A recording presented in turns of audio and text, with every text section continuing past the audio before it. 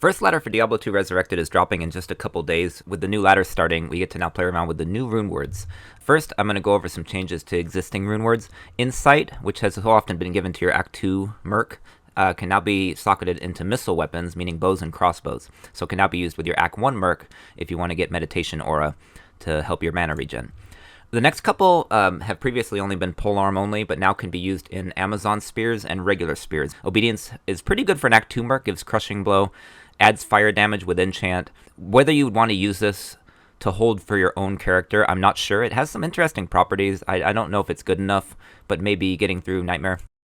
Infinity, a great expensive rune word so often given to an Act 2 Merc to give you Conviction Aura to help with elemental damage, as well as the negative enemy lightning resist, can now be used again in Amazon Spears and regular Spears. I think this would be very cool to play around with. I think I would love to try this out.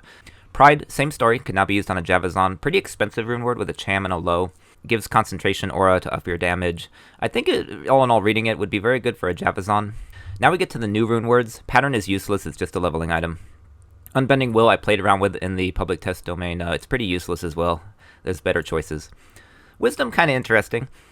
Gives mana stolen per hit. This is in a helmet. Cannot be frozen, so you don't have to use a ring or other means to get cannot be frozen.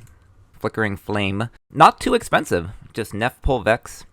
Plus to fire skills. Resist Fire Aura. Max Fire Resist.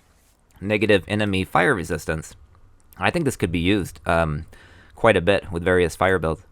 This is what I really would love to try. Mist for a Boazon. An Amazon that uses bows. Concentration Aura to buff your damage, plus to skills.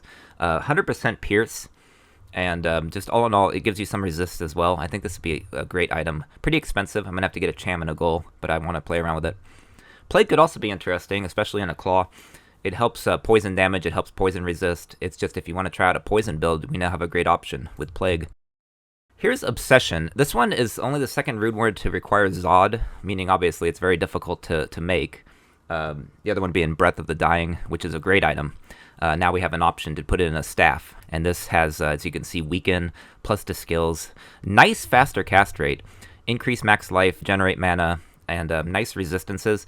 I wanted to look at a few comparisons. If you play the game a lot, the first question you'll ask yourself is, how does it compare to Heart of the Oak? Heart of the Oak, similar in many ways. It's for casting builds, not for attacking builds. And Obsession is the same thing. Heart of the Oak gives less to skills, less faster cast rate. It does give damage to demons, which is not particularly useful if you're using skills as opposed to attacks.